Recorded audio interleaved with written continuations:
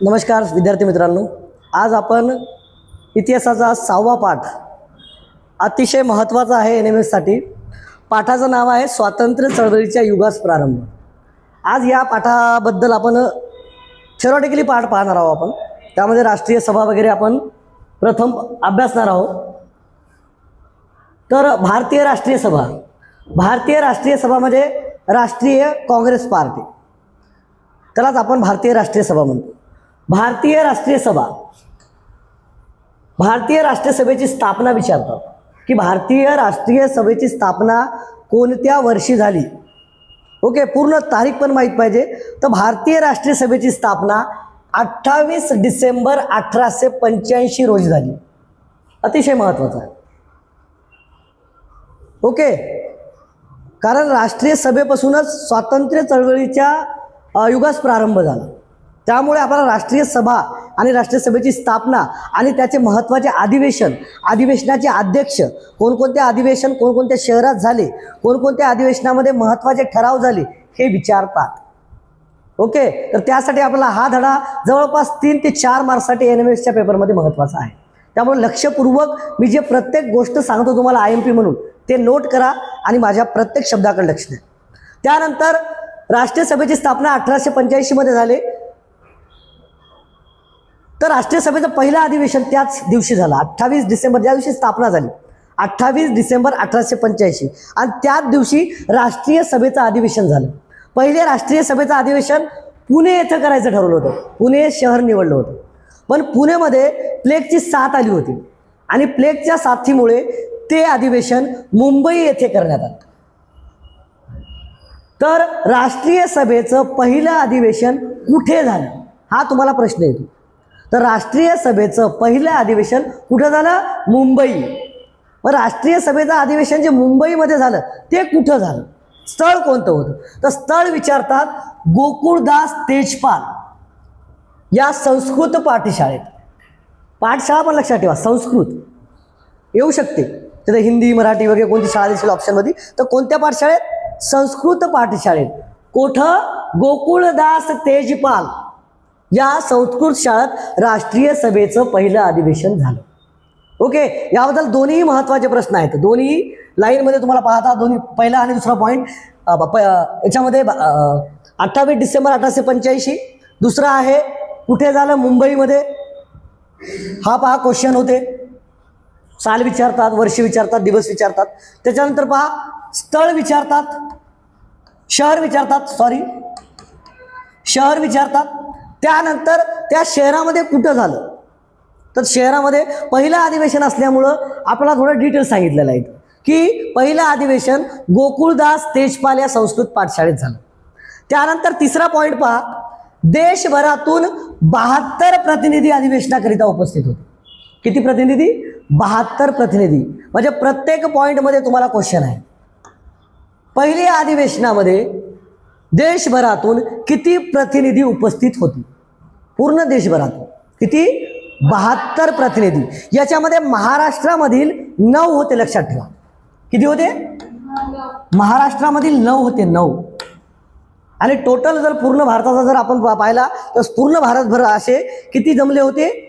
72 जण एकत्र जमले होते पहिल्या अधिवेशनामध्ये, जे की मुंबईमध्ये झालं होतं। गोकुळदास तेजपाल संस्कृत या शाळेमध्ये भरलं होतं। ओके, कोणकोणते क्वेश्चन झाले इथं? पहिला क्वेश्चन, कोणत्या दिवशी स्थापना झाली, नंतर कोणत्या शहरात झाली, त्यानंतर स्थळ विचारतात, कोणतं स्थळ होतं? तर गोकुळदास तेजपाल संस्कृत शाळा। त्यानंतर या अधिवेशनाला किती प्रतिनिधी उपस्थित होते, तर तो आकडा तुम्हाला माहित पाहिजे। 72 ऑप्शनमध्ये 72 देतील, 75 देतील, 76, 78 जवळपास आकडा देतील तुम्हाला। ते 72 तुम्हाला ॲक्युरेट माहीत पाहिजे की 72 प्रतिनिधी हजर होते। आणि एक एक्स्ट्रा इन्फॉर्मेशनसाठी महाराष्ट्रामध्ये जर विचारलं तुम्हाला अजून पुढे जाऊन, तर महाराष्ट्रातील 9 प्रतिनिधी उपस्थित होते। त्यानंतर पहा चौथा पॉईंट, कोलकाता येथील नामवंत वकील, हे एकदम महत्त्वाचं आहे की अधिवेशनाचा अध्यक्ष विचारतात म्हणून जे महत्त्वाचे अधिवेशन दिलेले आहेत या पाठामधले, आणि या महत्त्वाच्या अधिवेशनाचे अध्यक्ष, महत्त्वाच्या अधिवेशनाचं वर्ष हे तुम्हाला विचारणार। काही महत्त्वाचे अधिवेशन विचारले, पूर्ण डिटेलमध्ये नाही आहे। त्यामध्ये कोलकाता येथील नामवंत वकील होते ते, कोणत्या पदावर होते रे? वकील, असं विचारू शकता। की उमेशचंद्र बॅनर्जी हे पहिल्या अधिवेशनाचे अध्यक्ष होते, तर ते नेमके कोण होते? वकील होते, शिक्षक होते, काय डॉक्टर होते? तो वकील होते. त्यामुळे हे लक्षात ठेवा. आणि पहिल्या अधिवेशनाचे जर अध्यक्ष विचारलं की पुढीलपैकी पहिल्या अधिवेशनाचे अध्यक्ष कोण होते, तर उमेशचंद्र बॅनर्जी. लक्षात ठेवा, उमेशचंद्र बॅनर्जी नोट करून घ्या, पहिल्या अधिवेशनाचे अध्यक्ष होते. ओके. त्यानंतर 5वा पॉईंट पहा, ब्रिटिश अधिकारी ॲलन ह्यूम. ब्रिटिश अधिकारी ॲलन ह्यूम होते. यांच्या सहकार्याने 28 डिसेंबर 1885 मध्ये इंडियन नॅशनल काँग्रेसची म्हणजेच भारतीय राष्ट्रीय सभेची स्थापना झाली. इंडियन नॅशनल काँग्रेसची स्थापना, यालाच आपण इंडियन नॅशनल काँग्रेस म्हणतो, म्हणजेच भारतीय राष्ट्रीय सभेची स्थापना. ही राजकीय चळवळ म्हणून आपण उभारली होती. ओके.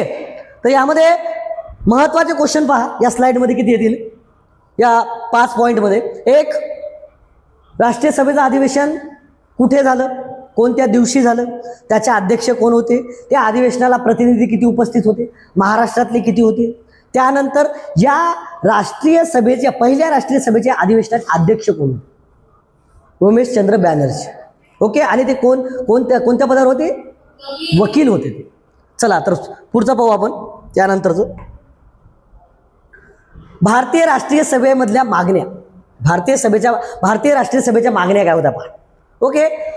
भारतीयांना प्रशासनात अधिक प्रतिनिधित्व मिळावे. प्रतिनिधित्व म्हणजे नोकरीमध्ये जे काही न्यायाधीश आहेत, जे काही वरिष्ठ पोलीस आहेत, हे जे महत्त्वाचे पदं आहेत, हे इंग्रज लोक आपल्याला द्यायचे नाहीत, ब्रिटिश लोक, त्याच्या खालचेच पद. त्यामुळे महत्त्वाची मागणी काय होती राष्ट्रीय सभेची, की आम्हाला प्रशासनात नोकऱ्यामध्ये महत्त्वाचे स्थान द्यावे. जे महत्त्वाच्या वरच्या नोकऱ्या आहेत ते नोकऱ्या आम्हाला द्याव्या. त्यानंतर भारतीयांच्या तक्रारीकडे लक्ष द्यावे. भारतीयांच्या जे काही समस्या आहेत ते समस्या जाणून त्याचं निराकरण करण्याची कृपया आमच्यावर लक्ष ठेवा. म्हणजे ते भारतीयांच्या तक्रारीकडे लक्षच द्यायचे नाही. मग राष्ट्रीय सभेची एक महत्त्वाची मागणी होती की आमच्या काही तक्रारी आहेत, आमच्या काही समस्या आहेत ते जाणून घेऊन ते निराकरण करा, अशी एक महत्त्वाची मागणी होती. त्यानंतर शेतकऱ्यावरील करांचा बोजा कमी करावा. शेतकऱ्यामध्ये ओला दुष्काळ हो, कोरडा दुष्काळ हो, शेतकऱ्याकडून जबरदस्तीत शेतसारा घ्यायची ब्रिटिशने. आणि त्यामुळे शेतकरी हवालदिल झाला होता. शेतकऱ्यांना सावकाराकडे कर्ज द्यावं लागलं. आणि यानुसार काही क्रूर प्रथा बी चालू झाल्या होत्या, जसं की वेठबिगारी पद्धत. त्यामुळं ही पण एक पद्धत तुम्ही बंद करावी, हे राष्ट्रीय सभेची महत्त्वाची मागणी होती. त्यानंतर देशी उद्योगांना संरक्षण द्यावे. कारण इंग्रजांचे जे काही व्यापार होता, इंग्रजांच्या जे काही वस्तू होत्या ते स्वस्तामध्ये विकायची, आणि भारतीयांच्या ज्या वस्तू होत्या ते करण्यासाठीच वेळ आणि खर्च लागायचा. तर भारतीय वस्तू ही थोडी इंग्रजाच्या वस्तूपेक्षा महाग राहायची. जसं की कापड उद्योगामध्ये इंग्रजाचं कापड हे भारतीयापेक्षा स्वस्त राहायचं. मग कापड कोण घेईल? स्वस्त घेतील ना लोक. त्यामुळे त्यांचं असं म्हणणं होतं की आमचा भारताचा व्यापार वाढू द्या, आमच्याही लोकांना व्यापार करू द्या, अशी एक महत्त्वाची मागणी राष्ट्रीय सभेची ब्रिटिशांकडे होती की आमचे देशी उद्योगांना संरक्षण द्या. असे काही 3 पॉईंट देतील. त्याच्यातला 4था पॉईंट दुसराच देतील की जे राष्ट्रीय सभेची मागणी नव्हती. तर राष्ट्रीय सभेच्या महत्त्वाच्या मागण्या आहेत, अशा बऱ्याच होत्या राष्ट्रीय सभेच्या मागण्या, पण त्यातील महत्त्वाच्या मागण्या तुम्हाला NMF साठी विचारतात. ते म्हणजे 4 मागण्या होत्या. या 4 पैकी 3 कोणत्याही देतील आणि एक दुसरीच मागणी देतील. तर त्यामुळे या 4ही मागण्या तुम्हाला माहीत पाहिजे.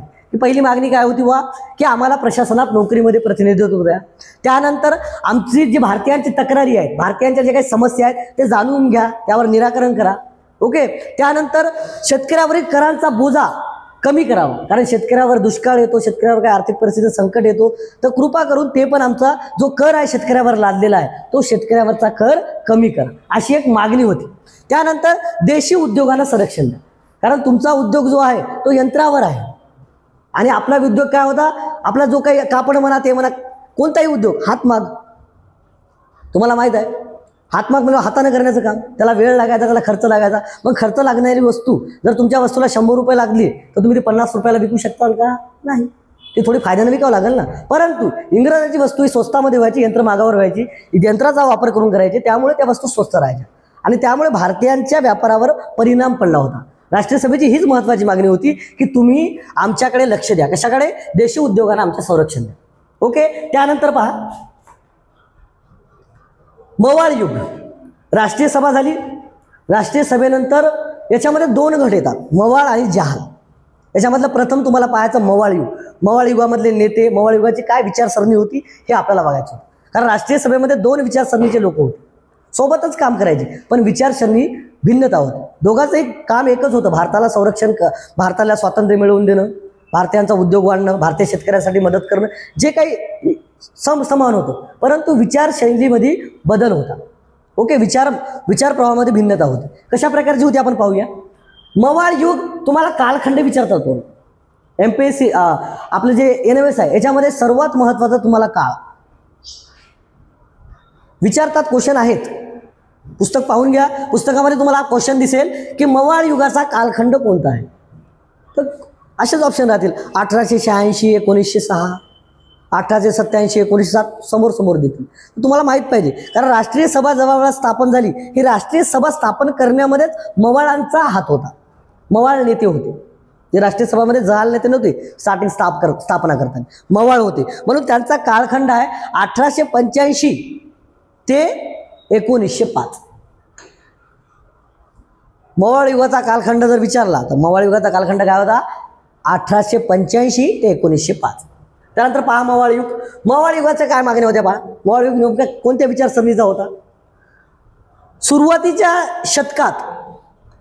सुरुवातीच्या दशकात राष्ट्रीय सभेने आपल्या अधिवेशनातून सनदशीर मार्गाने सातत्याने आपल्या मागण्या मांडल्या. कायदेशीर मार्गाने, शांतता आणि कायदेशीर मार्गाने ज्यांनी अवलंब केला त्याला आपण मवाळ म्हणतो.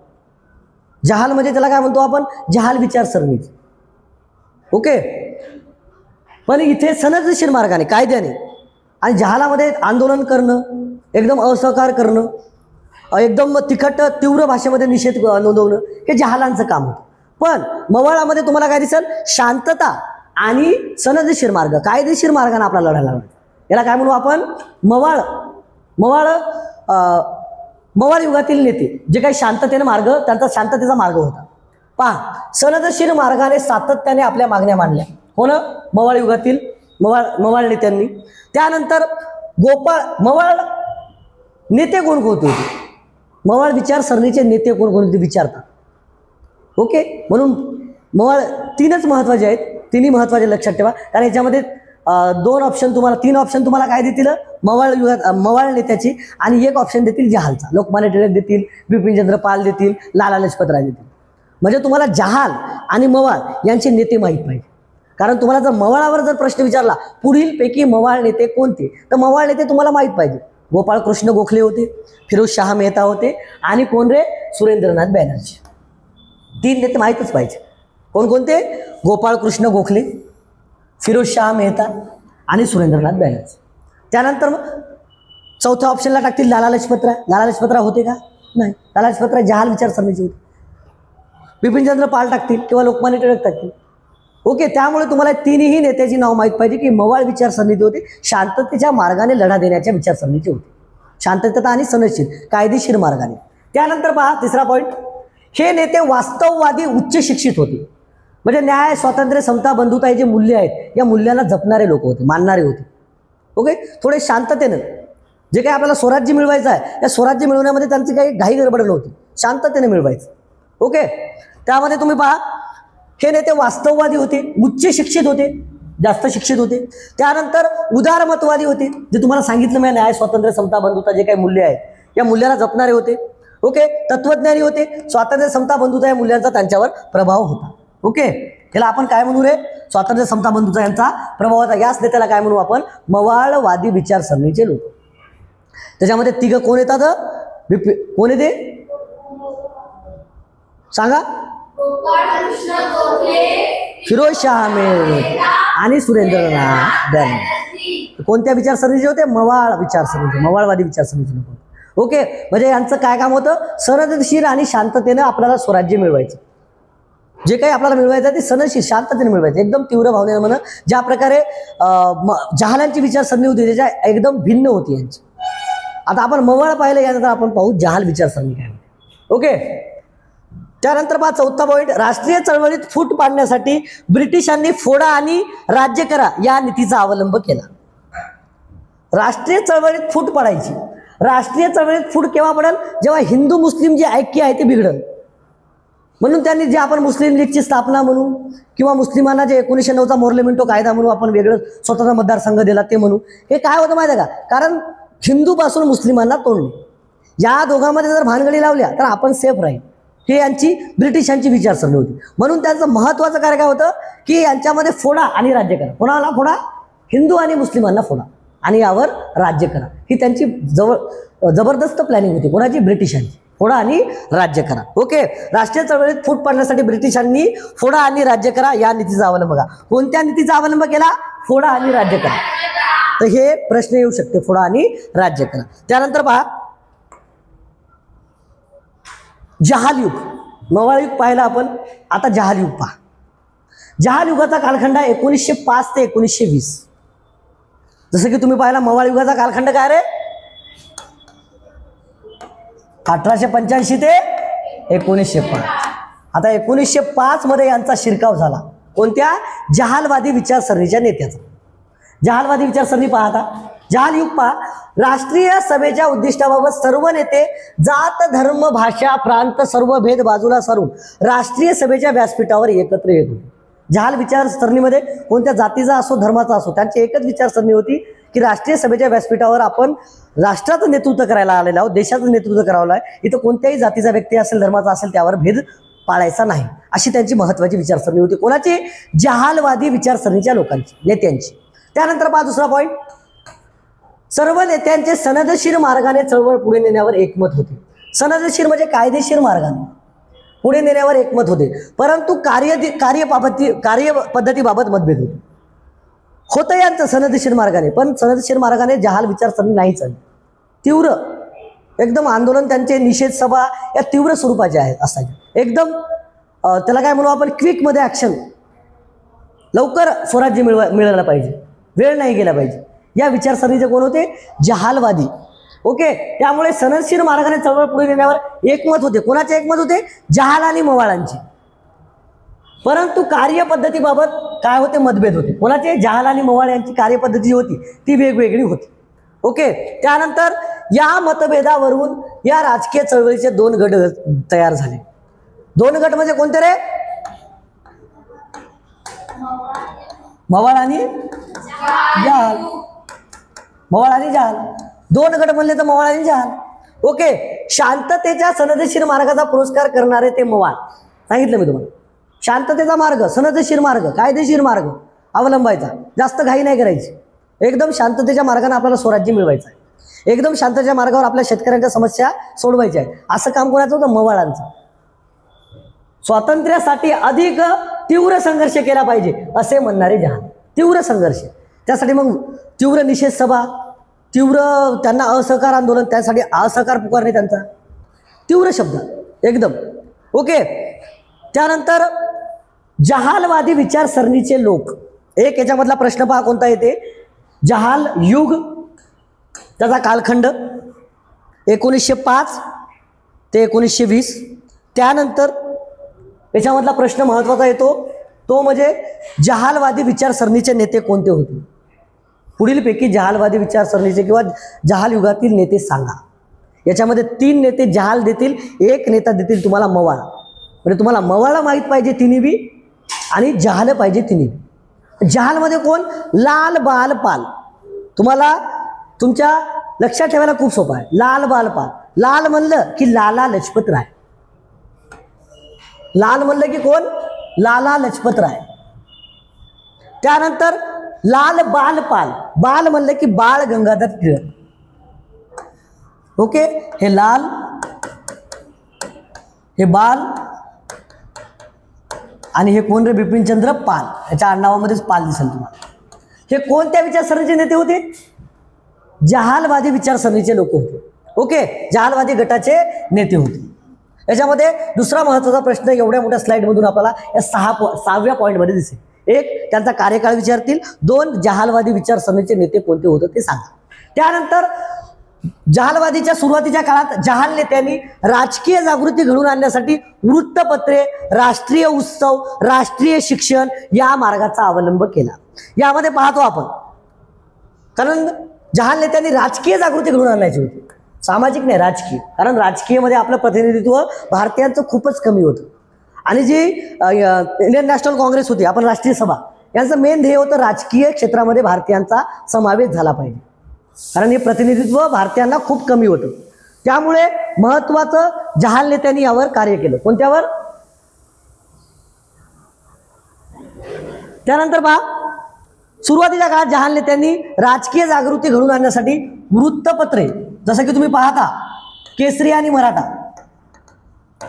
केसरी आणि मराठा, कोणाची वृत्तपत्रे होती? केसरी आणि मराठा, लोकमान्य टिळकांची. ओके. राष्ट्रीय उत्सव, लोकमान्य टिळकांनी 1893 आणि 1895 मध्ये 2 उत्सव चालू केले होते. एक शिवजयंती 1893 मध्ये आणि गणेश उत्सव. म्हणजे इथे लोक एकत्र जमले पाहिजे. कोणत्या? राष्ट्रीय उत्सव मनवायच्या कारणाने. जर असे जमले तर ब्रिटिश लोक काय करतील? अटक करतील त्यांना. पण लोकमान्य टिळकांनी काय केलं? राष्ट्रीय उत्सव सुरू केले. राष्ट्रीय उत्सव कोणते? शिवजयंती, छत्रपती शिवाजी महाराज यांची जयंती, आणि 2 नंबरला काय? गणेश उत्सव. ओके.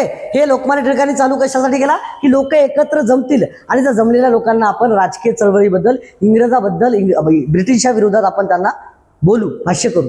पण असे जर जमले तर ते इंग्रज लोक काय करायचे? ब्रिटिश लोक अटक करायचे. त्यामुळे त्यांनी 2 म्हणजे महत्त्वाचे कामं केली. एक जागृत करणे कशापासून? वृत्तपत्रामधून, त्यांच्या केसरी आणि मराठामध्ये जे लेख लिहून. ओके. त्याच्यानंतर राष्ट्रीय उत्सव सुरू केले आणि राष्ट्रीय शिक्षण. राष्ट्रीय शिक्षणमध्ये जे स्वदेशी शिक्षण संस्था आहेत, भारतीयांच्या शाळा आहेत, जे सरकारच्या ब्रिटिशांच्या शाळा नाहीत, भारतीयांच्या शाळामध्ये भारतीयांनी शिक्षण घेतलं पाहिजे. त्यासाठी राष्ट्रीय शिक्षण या मार्गाचा त्यांनी अवलंब केला. कोण अवलंब केला रे? जहालवादी विचारसरणीच्या नेत्यांनी. ओके. त्यानंतर पहा, केसरी व मराठा आणि अमृत बाजार पत्रिका या वृत्तपत्रातून आपले जहालमतवादी विचार त्यांनी मांडले. कोणी? जहालवादी विचारसरणीच्या लोकांनी. कोणकोणते वृत्तपत्र? लक्षात ठेवा. जहालवादी विचारसरणीचा पुरस्कार करणारी वृत्तपत्रे पुढीलपैकी कोणकोणती? 3 हे देतील, 1 दुसराच देतील. तर तुम्हाला कोणता? मराठा, केसरी आणि अमृत बाजार पत्रिका हे तुम्हाला माहीत पाहिजे की जहालमतवादी विचार मांडणारे काय होते? वृत्तपत्रे होते, की जे जहालवादी विचारसरणीच्या नेत्यांनी काढले होते. त्यामध्ये लेख कोण लिहायचं? जहालवादी विचारसरणीचे नेते. कोण? लालबाल पाल, लाला लजपतराय, बाळ गंगाधर टिळक आणि बंकिमचंद्र पाल हे या वृत्तपत्रामध्ये लेख लिहायचे. आणि हे लेख वाचून आपल्यामध्ये राष्ट्रीय जागृती घडून यायची, देशाबद्दलचं प्रेम यायचं. ओके.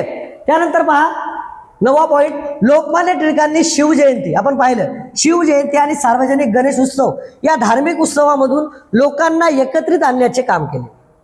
ओके.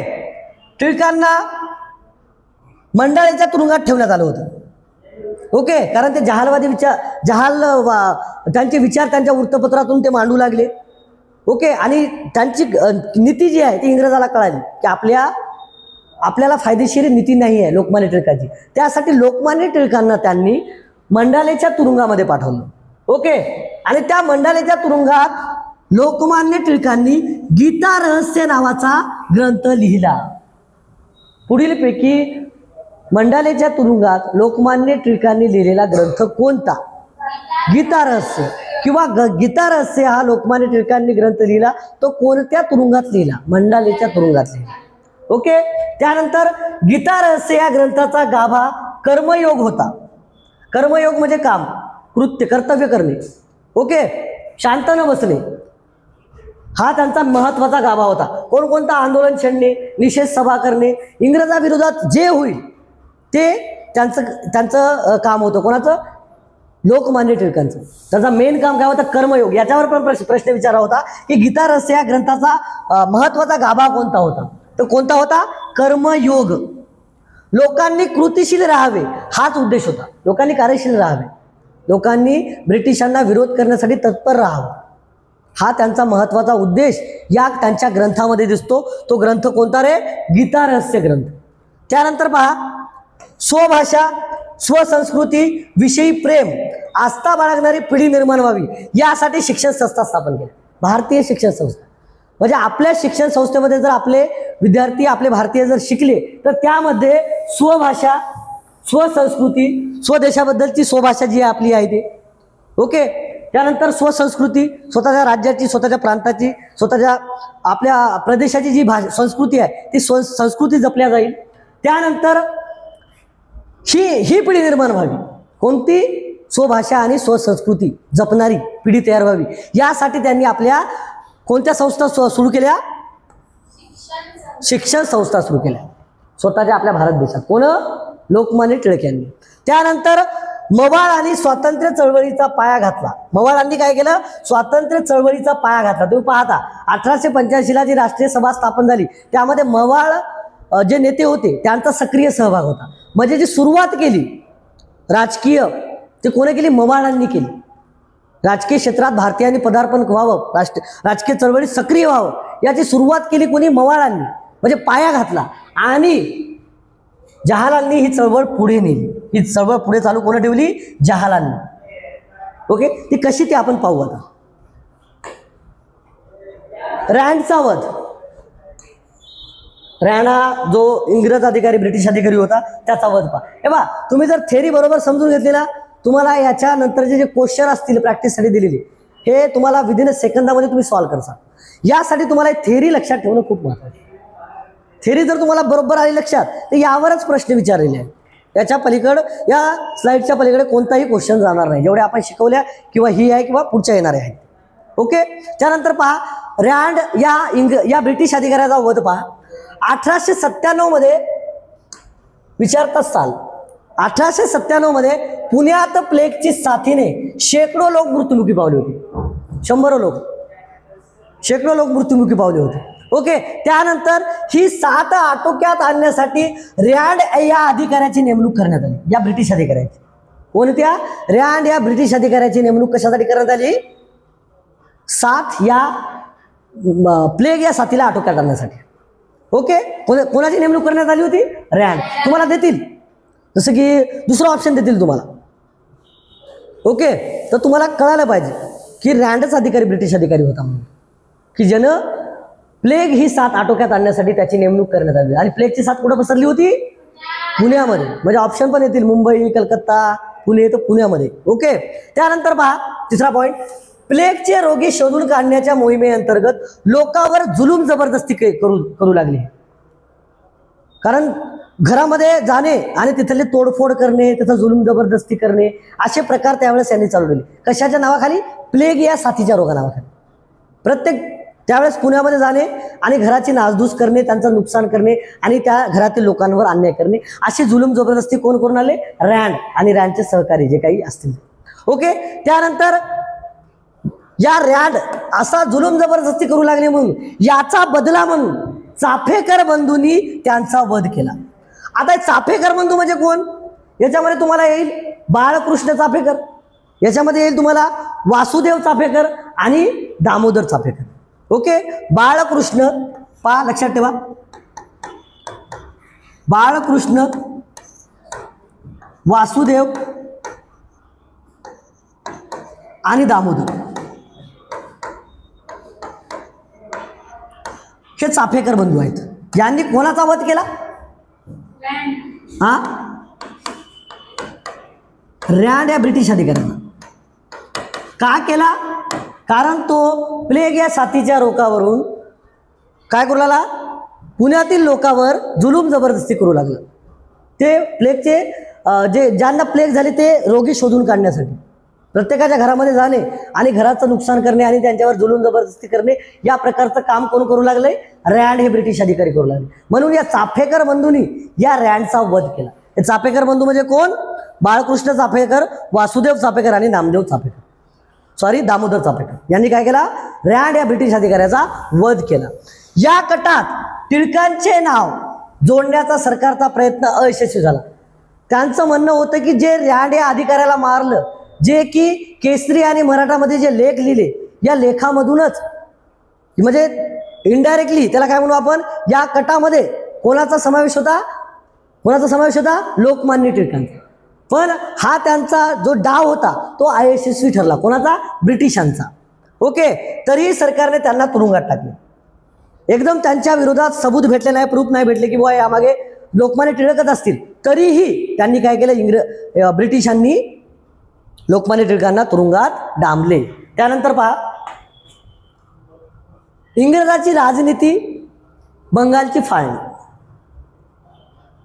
इंग्रजांची राजनीतीत बंगालची फाळणी करण्यामागे इंग्रजांचा बराच असा वेगळा हेतू होता. कोणता हेतू होता महत्त्वाचा? फोडा आणि राज्य करा. हिंदू आणि मुस्लिम यांचं ऐक्य बिघडलं पाहिजे, हे महत्त्वाचं काम त्यांचं चालायचं.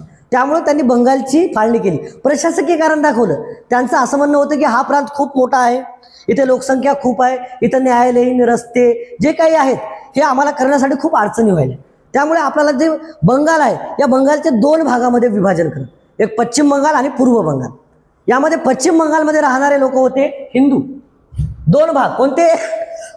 बंगालचे 2 भाग कोणते? पश्चिम बंगाल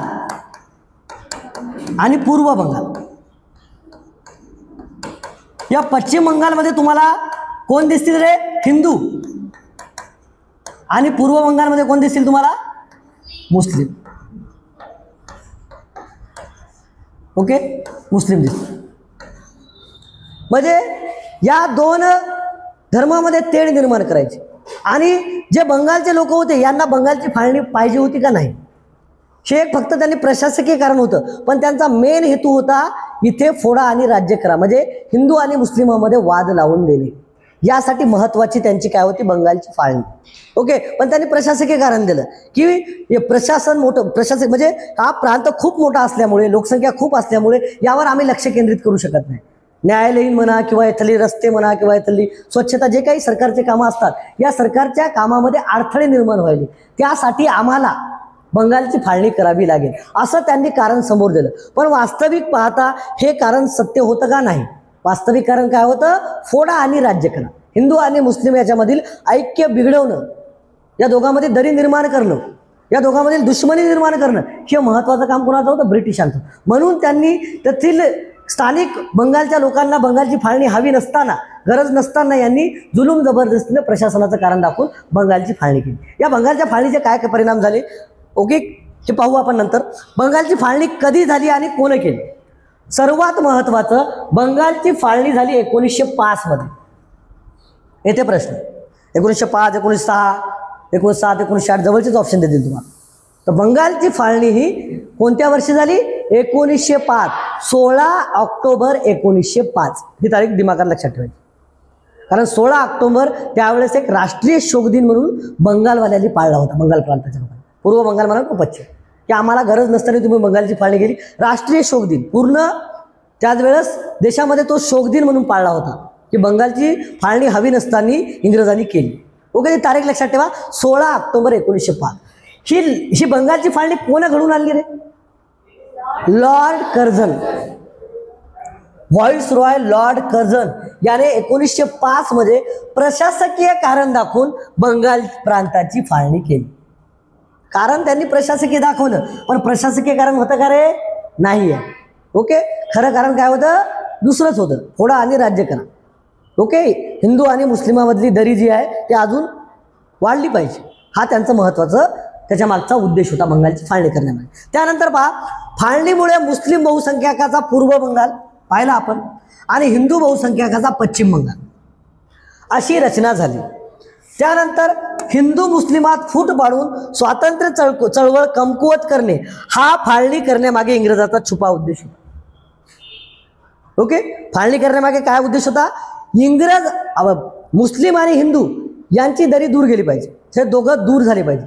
हे जर एकत्र आले तर आपल्याला अवघड होईल ब्रिटिशांना, हे त्यांना कळालं होतं. 1857चा उठाव पाहिला आपण. 1857च्या उठावामध्ये तेच नेमकं झालं होतं. हिंदू मुस्लिम ऐक्यामुळं त्यांना खूप काही, दिल्लीसारखा प्रांत, नागपूरसारखा, सातारासारख्या प्रांतावर आपण आपली सत्ता पुन्हा पुनर्स्थापित केली होती भारतीयांनी. आपण 1857च्या उठावामध्ये पाहिलं होतं. त्याचं कारण मेन काय होतं? हिंदू आणि मुस्लिम एक आले होते.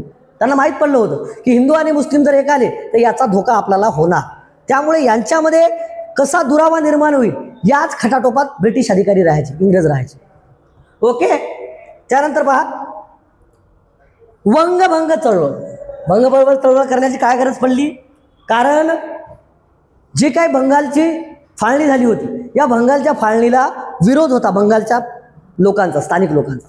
त्यामुळे त्यांनी वंगभंग आंदोलन, वंगभंग चळवळ उभारली. हे वंगभंग आंदोलन, हे वंगभंग चळवळ काय होतं पहा. संपूर्ण भारतात फाळणी विरोधात जनमत जागृत झाले. संपूर्ण भारतात फाळणी झाली बंगालची, पण संपूर्ण भारतामध्ये ते बनव्यासारखं पेटलं. की काहीही गरज नसताना ब्रिटिशांनी बंगालची फाळणी केली. ओके, त्यामुळं संपूर्ण भारतात फाळणी विरोधात जनमत जागृत झाले. 16 ऑक्टोबर हा फाळणीचा दिवस राष्ट्रीय शोक दिन म्हणून साजरा केला. क्वेश्चन महत्वाचा, राष्ट्रीय शोक दिन म्हणून कोणता दिवस पाळला होता? 16 ऑक्टोबर 1905 हा राष्ट्रीय शोक दिन म्हणून पाळण्यात आला होता. ओके, त्यानंतर भारतभर निषेध सभाद्वारे सरकारचा निषेध केला गेला. ओके, वंदे मातरम हे लक्षात ठेवा. इथे येऊ शकते सारे जहां से अच्छा किंवा दुसरं एखादं गीत देतील तुम्हाला, तर तुम्हाला माहित पाहिजे की वंदे मातरम हे गीत सर्वत्र गायले जाऊ लागले. कशामध्ये? वंगभंग चळवळीमध्ये, जे की बंगालच्या फाळणीसाठी विरोध करण्यासाठी उभारलेलं आंदोलन होतं. याच्यामध्ये कोणतं राष्ट्रीय गीत गायला जाऊ लागलं? वंदे मातरम. ओके, त्यानंतर सरकारी शाळा कॉलेजावर बहिष्कार टाकण्यात आला. ब्रिटिशांच्या ज्याही शाळा आहेत, कॉलेज आहेत, विद्यापीठ आहेत, जे काही शिक्षण संस्था आहेत, यावर काय केला? बहिष्कार टाकला. कोण? भारतीयांनी.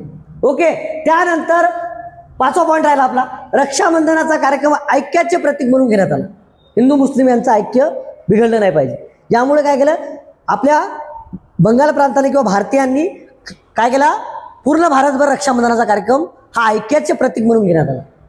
येऊ शकते कोणता कार्यक्रम? रक्षाबंधनाचा. दुसरा कोणता एखादा सण टाकतील तुम्हाला रक्षाबंधन माहीत झालं होतं. कशासाठी रे? हिंदू आणि मुस्लिम यांचं ऐक्य बिघडलं नाही पाहिजे, एकत्र राहिले पाहिजे. कारण एकत्र राहिले तरच देशाला लवकर स्वातंत्र्य भेटल. हे बऱ्याच जणांना त्यावर त्या वेळेस कळालं होतं. पण इंग्रजाची कूटनीती तीच होती, फोडा आणि राज्य करा. हिंदू आणि मुस्लिमांना वेगळं कसं करता येते याच प्लॅनिंगमध्ये राहायचे. कोण? ब्रिटिश अधिकारी, ब्रिटिश लोक. ओके, त्यानंतर सरकारी शाळा आणि कॉलेज, कोणत्याही शिक्षण संस्था असो ब्रिटिशांच्या, त्यावर बहिष्कार टाकले. शाळेमध्ये त्या जाणे नाही, सरकारच्या असहकार म्हणा एक प्रकारचं. त्यानंतर पहा, या वंगभंग चळवळीमध्ये सुरेंद्रनाथ बॅनर्जी, आनंद मोहन बोस, रवींद्रनाथ टागोर इत्यादींनी चळवळीचे नेतृत्व केले. कोण कोण? सुरेंद्रनाथ बॅनर्जी, आनंद मोहन बोस आणि रवींद्रनाथ टागोर हे 3 नावं लक्षात ठेवा. वंगभंग चळवळीचे काय म्हणू आपण, नेतृत्व करणारे पुढीलपैकी नेते कोण? तर याच्यामध्ये 3ही नेते तुम्हाला माहीत पाहिजेत. चौथा नेता दुसरा टाकतील तर ते उत्तर राहील तुमचं चौथा नेता. कारण ते चौथा नेता काय राहील? वंगभंग चळवळीचं नेतृत्व केलेलं नसेल. मग वंगभंग चळवळीचं नेतृत्व केलं कोण? सुरेंद्रनाथ बॅनर्जी, दुसरा आहे आनंद मोहन बोस आणि तिसरा आहे रवींद्रनाथ टागोर. यांनी काय केलेलं आहे? वंगभंग चळवळीचे नेतृत्व केले. यामध्ये क्वेश्चन काय येईल तुम्हाला? एक, राष्ट्रीय शोक दिन कोणत्या दिवशी पाळण्यात आला? किंवा 16 ऑक्टोबर 1905 या दिवशी कोणता दिन पाळण्यात आला होता? राष्ट्रीय शोक दिन. त्यानंतर तुम्हाला प्रश्न येईल, या वंगभंग चळवळीमध्ये कोणते गीत सर्वत्र गायले गेले होते राष्ट्रीय गीत म्हणून? ओके, तर तुम्हाला काय माहित पाहिजे? वंदे मातरम म्हणून. ओके, त्यानंतर कोणता कार्यक्रम ऐक्याचे प्रतीक म्हणून आयोजित केला होता किंवा घेण्यात आला होता? रक्षाबंधनाचा कार्यक्रम. त्यानंतर सरकारी शाळा कॉलेजावर बहिष्कार टाकण्यात आला वंगभंग आंदोलनामध्ये. आणि याच्यामधले महत्त्वाचे नेते कोण होते की ज्यांनी या चळवळीचं नेतृत्व केलं? तर हे नेते तुम्हाला माहीत पाहिजे की कोणकोणते होते? सुरेंद्रनाथ बॅनर्जी, आनंद मोहन बोस आणि रवींद्रनाथ टागोर. त्यानंतर 8वा पॉईंट पहा, असंतोषाची तीव्रता पाहून 1911 मध्ये ब्रिटिशांनी काय केलं? बंगालची फाळणी रद्द केली. बंगालची फाळणी रद्द कोणत्या वर्षी करण्यात आली? 1911. डोक्यात फिट करून घ्या, 1911 यावर प्रश्न येईल. बंगालची फाळणी झाली 1905 ला आणि त्यानंतर काय झालं? 1911 म्हणजे 6 वर्षामध्ये बंगालची फाळणी. ब्रिटिशांना या वंगभंग चळवळीकडून म्हणजे वंगभंग चळवळी इतक्या तीव्रमध्ये झाली होती की त्यांना अक्षरशः त्यांचा निर्णय मागे घ्यावा लागला. बंगालची फाळणी जी केली होती ती अक्षरशः रद्द करावी लागली. ओके, त्यानंतर पहा, स्वराज्य, स्वदेशी, राष्ट्रीय शिक्षण आणि बहिष्कार ही चतुसूत्री राष्ट्रीय सभेने 1906च्या अधिवेशनात स्वीकारली होती. 1906चं अधिवेशन कुठं होतं रे? कोलकाता येथे. याचा अध्यक्ष कोण होते?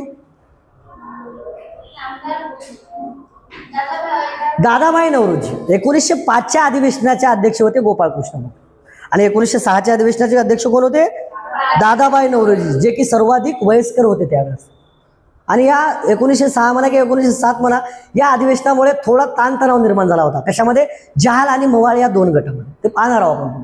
ओके. स्वराज्यामध्ये स्वतःचं राज्य निर्माण केलं. इंग्रजांना आता ब्रिटिशांचं राज्य खूप झालं, आपलं स्वतःचं राज्य निर्माण करणं हे चतुसूत्रीमधलं महत्त्वाचं एक सूत्र होतं.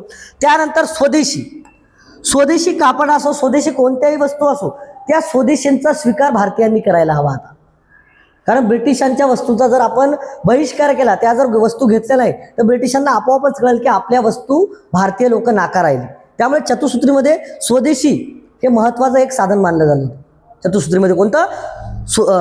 स्वदेशीचा वापर, स्वदेशी कापड असो किंवा स्वदेशी कोणत्याही वस्तू असेल, हे आपण भारतीयाकडूनच घेतल्या पाहिजे आणि आपल्या उद्योगाला आपण चालना दिली पाहिजे. असं एक या चतुसूत्रीमधलं एक महत्त्वाचं सूत्र होतं. त्यानंतर राष्ट्रीय शिक्षण, जे काही ब्रिटिशांच्या शिक्षण संस्था आहेत, शाळा आहेत, कॉलेज आहेत, महाविद्यालय आहेत, जे काही त्यांचे विद्यापीठ आहेत, या शिक्षण संस्थेवर बहिष्कार, त्यांच्या नोकऱ्यावर बहिष्कार. ओके. त्यांची कोणतीही गोष्ट आपण करायची नाही. म्हणजे राष्ट्रीय शिक्षण म्हणजे काय? त्याला काय म्हणू आपण? इंग्रजांचे जे काही राष्ट्रीय शिक्षण म्हणजे आपल्या भारतीयांचं शिक्षण, भारतीयांनी उभारलेल्या शाळा आणि सरकारी शाळावर बहिष्कार टाकणे.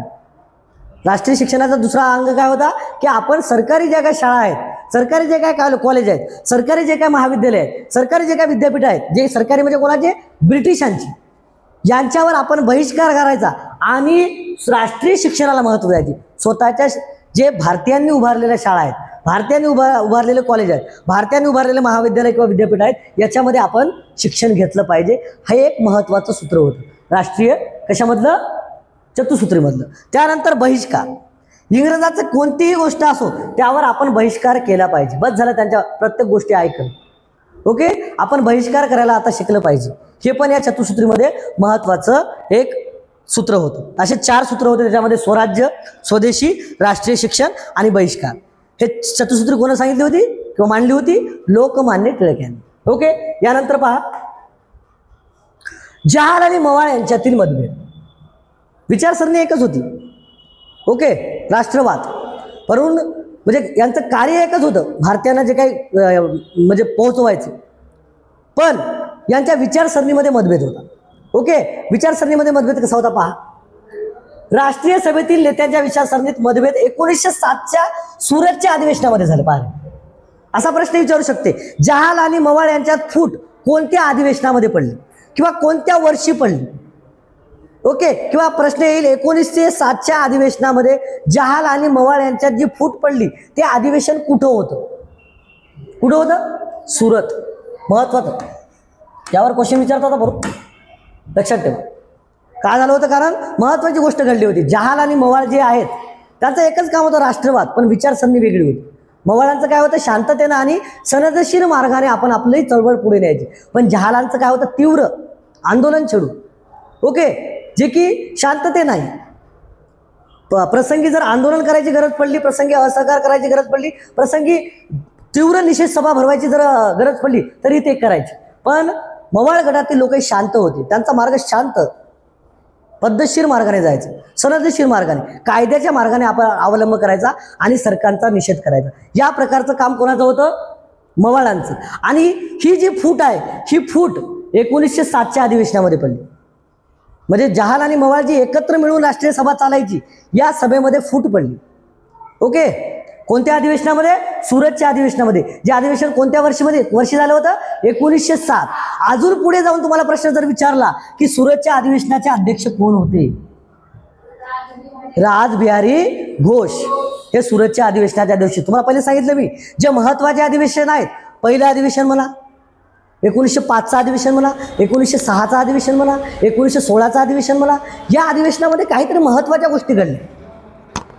या अधिवेशनामध्ये काय झालं? काही महत्त्वाच्या गोष्टी घडल्या, म्हणून हे अधिवेशन तुम्हाला विचारतो. एकदम जास्त विचारणार नाही. म्हणजे तुम्हाला असे जवळपास 10 अधिवेशन तरी माहीत पाहिजे. या 10 अधिवेशनाचे शहर माहीत पाहिजे की कोणत्या शहरामध्ये कोणतं अधिवेशन झालं आणि त्या अधिवेशनाचा अध्यक्ष कोण होतं आणि नेमकं त्या अधिवेशनामागचा उद्देश काय होता, कोणकोणते ठराव पास झाले, कोणकोणते ठराव मांडण्यात झाले, हे तुम्हाला माहीत पाहिजे. जास्तीत जास्त किती? 10. ओके. हे तुम्हाला महत्त्वाचे अधिवेशन वाचावं लागतील आणि पाहावं लागतील आणि त्यावर तुम्हाला प्रश्न येणार म्हणजे येणार. त्यानंतर पहा, मवाळ गटाच्या पुढाऱ्यांनी जहाल नेते राष्ट्रीय सभा काबीज करत आहेत. मवाळ गटांच्या नेत्याला काय वाटलं, जे जहाल नेते आहेत, जहालवादी विचारसरणीचे लोक आहेत, लाल बाल पाल, लोकमान्य टिळक, बाळ गंगाधर, लोकमान्य टिळक, लाला लजपतराय आणि बंकिमचंद्र पाल, हे तीव्र म्हणजे यांची जे काय होतं की लवकरात लवकर आपल्याला स्वराज्य मिळवायचं, सनदशीर मार्ग नव्हता त्यांचा. जर काही केलं, आंदोलन जर छेडलं तर तीव्र, निषेध सभा जर भरवल्या तर तीव्र स्वरूपात, त्यांची भाषा पण एक म्हणजे त्यांचा निषेध करायची जी भाषा राहायची ही इंग्रजाविरुद्ध तीव्र स्वरूपात राहायची, असंतोषाची असायची. पण मवाळांची कशी असायची, शांत, सनदशीर, मस्त, पद्धतशीर. कळालं. त्यामुळं काय वाटलं होतं मवाळ गटांना की आपण जे राष्ट्रीय चळवळ पुढे नेत आहोत, इथं जे जहालवादी नेते आहेत हे आपल्या राष्ट्रीय सभेमध्ये स्वतःचं वर्चस्व स्थापित करण्याचा प्रयत्न करत आहेत आणि हे मवाळवादी नेत्यांना पटलं नाही. ओके, गोपाळकृष्ण गोखले म्हणा किंवा फिरोजशाह मेहता म्हणा, यांना हे विचार पटले नाही. त्यामुळे त्यांनी काय आरोप केला, कशा प्रकारचा आरोप केला की मवाळ गटाच्या पुढाऱ्यांनी जहाल नेते राष्ट्रीय सभा काबीज करण्याचा प्रयत्न करत आहेत. कोण? जहाल नेता. जे राष्ट्रीय सभा आहे यावर पूर्णतः वर्चस्व कोणाचं राहील, कोणाचं? जहाल गटाचं राहील. या प्रकारचं त्यांचं कार्यशैली चालू आहे, असा कोण आरोप केला? मवाळवादी नेत्यांनी, मवाळ गटातील नेत्यांनी. ओके, तिसरा पॉईंट पहा. लाला लजपतराय या फुटेमध्ये जे काही जहाल आणि मवाळ यांचं भांडण जे होतं, यांचं भांडण होऊ नये, यांच्यामध्ये फूट पडू नये, त्यासाठी मध्यस्थी केली. ओके, ती भांडण मिटवण्यासाठी एक मध्यस्थी केली की बुवा करू नका, या प्रकारचं जे चालू आहे हे आपल्यालाच पोषक नाही, हे आपल्यालाच पोषक नाही आहे. ओके, त्यामुळे त्यांनी मध्यस्थी करण्यासाठी, भांडण मिटवण्यासाठी. कोणामधली भांडण? जहाल आणि मवाळ या दोन विचारसरणीच्या गटामध्ये जी भांडण होती, भांडणची मिटवायचं काम कोण केलं होतं, म्हणजे मध्यस्थी कोण केली होती? लाला लजपतराय. त्यानंतर पहा, राष्ट्रीय व्यासपीठ असलेल्या राष्ट्रीय सभेत फूट पडून चालणार नाही.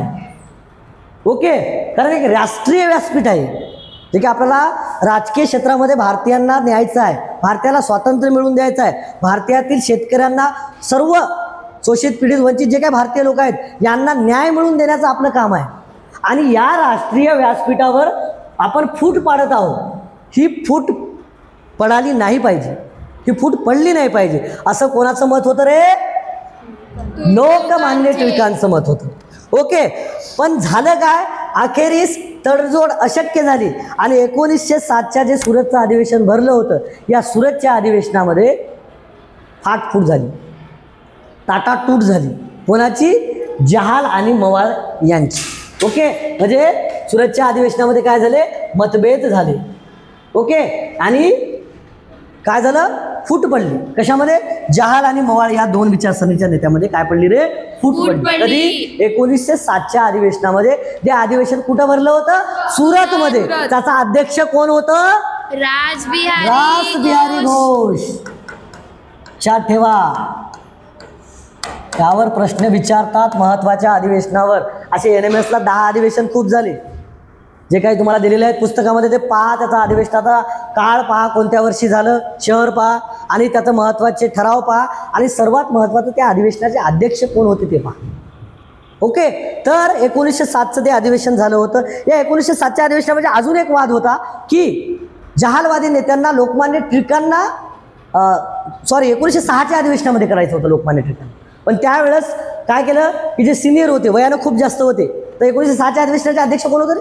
दादाभाई नौरोजी. म्हणून काय महत्त्वाचे अधिवेशन लक्षात ठेवा तुम्ही. याच्यामध्ये काय महत्त्वाचे अधिवेशन तुम्हाला सांगतो मी. 1905चं अधिवेशन, याच्यामध्ये नामदार गोखले, त्यालाच गोपाळकृष्ण गोखले म्हणतात. ओके, हे अधिवेशनाचे अध्यक्ष लक्षात ठेवा, गोपाळकृष्ण गोखले. त्यानंतर 1906चं अधिवेशन खूप महत्त्वाचं आहे, कारण या अधिवेशनामध्ये जहालांचं म्हणणं होतं की लोकमान्य टिळकांना राष्ट्रीय सभेचा अध्यक्ष होऊ द्या. पण झालं असं की मवाळवादी नेते मान्य नव्हते, त्यांना मान्य नव्हतं. म्हणून तिथं सर्वाधिक जेव्हा ज्येष्ठ नेते ते कोण होते? दादाभाई नौरोजी. यांना काय केलं आपण त्या वर्षीचं 1906च्या कोलकाता अधिवेशनाचं काय केलं रे? दादाभाई नौरोजी.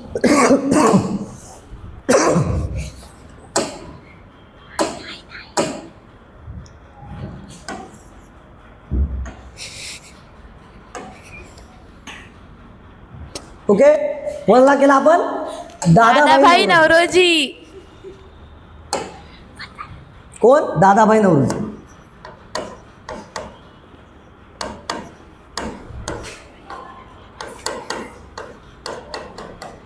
त्यानंतर 12 1907चं अधिवेशन समोरच आहे तुमच्या. त्यानंतर का 1 1905, 2 1906 आणि 3 1907. त्यानंतर तुम्हाला 1916 येईल, 1924 येईल, जे की 1924ला प्रथमतः गांधीजी अध्यक्ष झाले होते. ओके. त्यामुळे काही काही अधिवेशनं अशा आहेत की ते तुम्हाला लक्षात ठेवावं लागतं. ओके. तर त्याच्यापैकी हे 3 अधिवेशनं आहेत, हे 3 अधिवेशन तुम्ही लक्षात ठेवा.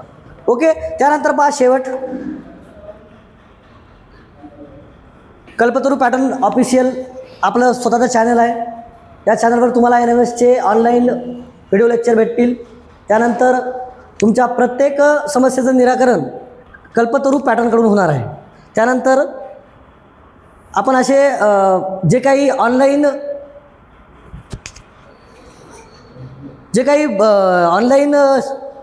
लेक्चर आहेत, अर्जुना बॅच म्हणा किंवा विक्रम बॅच म्हणा, हे आपण याच्यातून सुरू केलेलं आहे. ओके. तर सर्वांनी व्हिडिओला लाईक करा, सबस्क्राईब करा आणि शेअर करायला विसरू नका. विद्यार्थी मित्रांनो, धन्यवाद.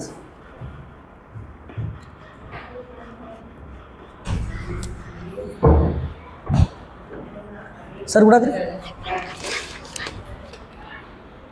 श्रावण सर कुठं आहेत? नाही तिकडे.